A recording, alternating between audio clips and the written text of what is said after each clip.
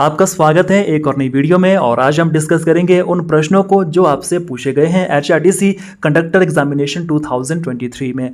I hope आपका exam बहुत अच्छा हो गया होगा। और सबसे पहले हम डिस्कस करेंगे जीके सेक्शन को। और जीके सेक्शन को डिस्कस करने से पहले मैं आपको बता दूं कि अगर आपने एचआरटीसी का कोर्स हमसे हमारी ऐप से बाय किया होगा तो आपने ध्यान दिया होगा कि ऐसे बहुत सारे प्रश्न हैं जो डायरेक्टली हमारे कोर्स और हमारे टेस्ट सीरीज से पूछे गए थे। जैसे क्वेश्चन नंबर 52 सीरीज ए का स्वच्छता, शारीरिक व्यायाम, आराम और नींद डैश डैश का हिस्सा है। और यही प्रश्न हमने अपने ऑनलाइन टेस्ट में पूछा था। अगर आपने कल वाला टेस्ट दिया होगा तो उस टेस्ट में यह क्वेश्चन नंबर 1 था। क्वेश्चन नंबर 52 के अलावा जो सेम प्रश्न पूछे गए हैं हमारे मॉक टेस्ट नंबर 2 से, तो वो है question number 55, question number 68, question number 75, question number 80 और भी बहुत सारे क्वेश्चन यहाँ पर हैं। और 80 से 90% एचपीजीके के प्रश्न हमारे 2000 प्लस एचपीजीके एमसीक्यू ई बुक से पूछे गए हैं। आप भी अगर पटवारी की तैयारी करना चाहते हैं तो पटवारी वाला कोर्स बाय कर लीजिए, हमारी ऐप को इंस्टॉल कर लीजिए, लिंक आपको मिल जाएगा डिस्क्रिप्शन बॉक्स में। अभी कोर्स का प्राइस रहेगा 399 रुपये और ये प्राइस हम बढ़ा रहे हैं क्योंकि हमारा जो स्टडी मटेरियल है वो बहुत ही सटीक और बहुत ही यूजफुल साबित हो रहा है। इस कोर्स में आपको स्टडी मटेरियल में मिलेगा mock test, test series, subject wise PDF notes and recorded video classes and daily current affair, daily study material आपको ऐड होता रहेगा इसी कोर्स में। पटवारी की तैयारी कर रहे हो तो जल्दी से बाय कर लीजिए और इस बार क्लियर कर लीजिए अपना एग्जाम। क्वेश्चन नंबर 1 रहेगा Rohtang pass is located in. Option A आपका सही आंसर रहेगा पीर पंजाल रेंज। रोहतांग दर्रा किस श्रेणी में स्थित है? Right answer is Pir Panjal श्रेणी। Question number 2, when was Shimla radio station setup? Shimla radio station कब स्थापित किया गया है? इसका सही जवाब है ऑप्शन सी 1955, 1995 इसका सही आंसर रहेगा। क्वेश्चन नंबर 3 है which valley of Himachal Pradesh is known for the production of honey? इसका राइट आंसर है option A Chamba valley. Himachal Pradesh की किस घाटी को शहद उत्पादन के लिए जाना जाता है? राइट आंसर चंबा घाटी। Question number 4, which place was called as Nagarkot in Asian period in Himachal Pradesh? प्राचीन काल में हिमाचल प्रदेश के किस स्थान को नगरकोट के नाम से जाना जाता था? आप सब लोग जानते हैं, ऑप्शन डी कांगड़ा। हिमाचल प्रदेश से वर्ष 2022-23 का पद्मश्री पुरस्कार विजेता कौन है? इसका राइट आंसर है option D Nek Ram Sharma. Question number 6 यहां पर है, arrange the following district of Himachal Pradesh from north to south direction. मेरे हिसाब से इसका जो राइट आंसर रहेगा वो रहने वाला है ऑप्शन डी 3, 1, 2, 4, मतलब कि कांगड़ा, मंडी, शिमला, सिरमौर। अगर मैं यहाँ पर गलत हूँ तो आप करेक्शन कर लीजिएगा कमेंट सेक्शन में, लेकिन मुझे ये लग रहा है कांगड़ा, उसके बाद मंडी, फिर शिमला, फिर सिरमौर, ये नॉर्थ टू साउथ की तरफ चलेंगे। ठीक है, सही आंसर आप मुझे बता दीजिएगा कमेंट सेक्शन में। क्वेश्चन नंबर 7 की बात करें तो यहाँ पर कहा गया है कि आपको लिस्ट 1 पे जो डैम है वो लिस्ट 2 पे जो रिवर्स है उनके साथ सही से मैच करना है। तो यहाँ पर नाथपा झाकड़ी जो बना है वो बना है सतलुज नदी के ऊपर, मतलब कि ए जाएगा सतलुज की तरफ। गिरिनगर वो डैम बना है गिरि नदी के ऊपर, तो मतलब कि 4th। चमेरा बना है आपका रावी नदी के ऊपर, सी 2nd। पंडो बना है ब्यास नदी के ऊपर। तो इसका जो सही आंसर होता है हमारी नज़र में 3, 4, 2, 1, ऑप्शन बी। ठीक है, बात करते हैं क्वेश्चन नंबर 8 की। Which of the following are top 3 district of Himachal Pradesh in district good governance index 2021? तो इसका जो राइट आंसर है वो है ऑप्शन बी कांगड़ा, बिलासपुर और जिला ऊना। क्वेश्चन नंबर 9 की बात करें तो यहाँ पर कहा गया है कि हिमाचल प्रदेश आर्थिक सर्वेक्षण 2022-23 के अनुसार हिमाचल प्रदेश में कृषि परिचालन के अधीन क्षेत्र कौन सा है? तो इसका राइट आंसर है ऑप्शन ए 9.44 लाख हेक्टेयर्स। क्वेश्चन नंबर 10 की बात करते हैं। राज्य की प्रति व्यक्ति आय 2,01,271 होने का अनुमान है, जो कि 2021-22 के लिए अनुमानित राष्ट्रीय प्रति व्यक्ति आय से डैश डैश अधिक है। तो इसका राइट आंसर है ऑप्शन सी 51,264। क्वेश्चन नंबर 11 की बात करते हैं। हाउ मेनी मेडल्स इंडिया वोन इन Asian para games 2023 held in China? इसका राइट आंसर रहेगा ऑप्शन सी 111। क्वेश्चन नंबर 12 की बात करते हैं। अंडमान और निकोबार को कौन सा जल क्षेत्र अलग करता है? इसका राइट आंसर रहेगा option B 10 degree channel. Question number 13 की बात करते हैं। Farakka project is related with which river? इसका राइट आंसर रहेगा option A Ganga river.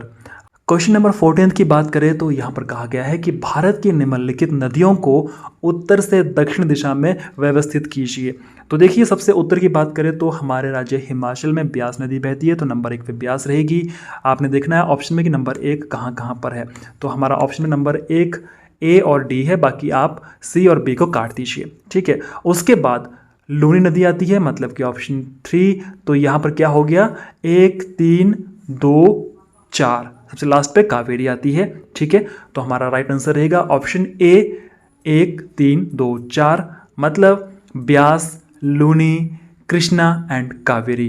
Right answer option A यहाँ पर रहने वाला है। क्वेश्चन नंबर 15 की बात करें तो यहाँ पर भी आपको मैच करना है डिस्ट्रिक्ट और स्टेट को। लिस्ट 1 में डिस्ट्रिक्ट है और लिस्ट 2 में स्टेट्स है। तो यहाँ पर चेक कीजिए, देखिए भोजपुर बहुत इजी है जो कि बिहार में है, रायपुर छत्तीसगढ़ की राजधानी है, तो यहाँ पर तो बहुत इजी बताया गया है। तो यहाँ पर देखना आपने कि 2 और 3 कहाँ पर आपको एक साथ दिख रहे हैं, तो 2 और 3 आपको दिख रहे हैं सबसे ज़्यादा, जी हाँ, ऑप्शन नंबर डी में 2 और 3 आपको यहाँ पर दिख रहे होंगे। तो आपका यहाँ पर सिलेक्ट होगा आंसर ऑप्शन डी। क्यों? क्योंकि भोजपुर बिहार में है, रायगढ़ छत्तीसगढ़ में है और बैतूल मध्य प्रदेश में है, आनंद गुजरात में है। इसका राइट आंसर ऑप्शन डी यहाँ पर रहने वाला है। क्वेश्चन नंबर 16 की बात करें तो यहाँ पर कहा गया है कि इनमें से कौन सा राज्य ऐसा है जहाँ पर सर्दी के महीने में बाढ़ आती है। इसका राइट आंसर रहेगा option D, Tamil Nadu. Question number 17 की बात करें तो गाजा पट्टी का संबंध है, इसका राइट आंसर रहेगा ऑप्शन डी, भूमध्य सागर से। क्वेश्चन नंबर 18 की बात करें तो यहाँ पर कहा गया है कि what is the name of Israel parliament.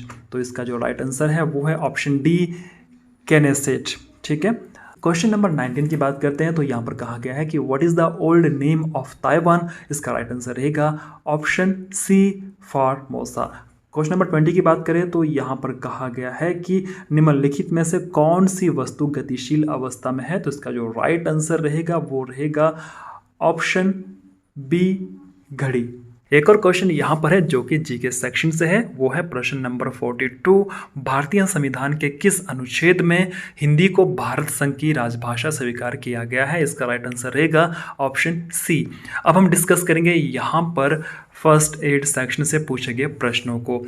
Question number 43 की बात करें तो यहाँ पर आपसे पूछा गया है किसी अचेतन व्यक्ति के साथ व्यवहार करते समय आपको सामान्य श्वास के लिए डैश डैश सेकंड तक जांच करनी चाहिए। तो इसका जो राइट आंसर है वो ऑप्शन सी, सामान्य सांस लेने के लिए अधिकतम 10 सेकंड।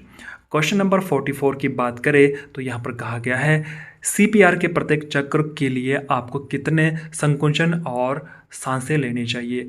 इसका जो राइट आंसर रहेगा वो है ऑप्शन सी, 30 संपीड़न और 2 सांस।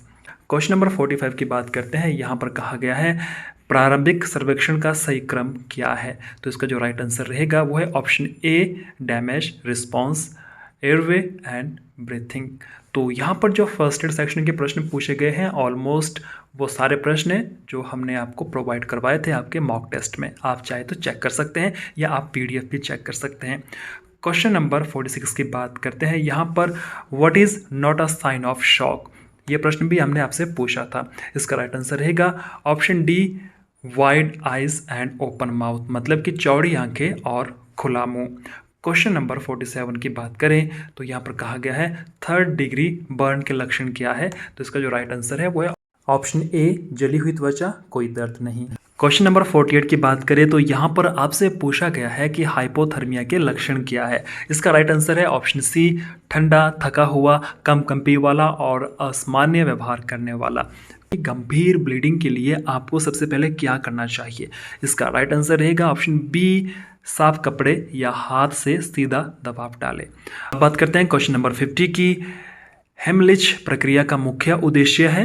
इसका जो राइट आंसर रहेगा वो रहेगा आपका ऑप्शन ए, पीड़ित के लिए वायु मार्ग में रुकावट को दूर करने के लिए। क्वेश्चन नंबर 51 की बात करें तो यहाँ पर कहा गया है जब किसी यात्री को सांस नहीं आ रही हो तो आपको क्या करना चाहिए।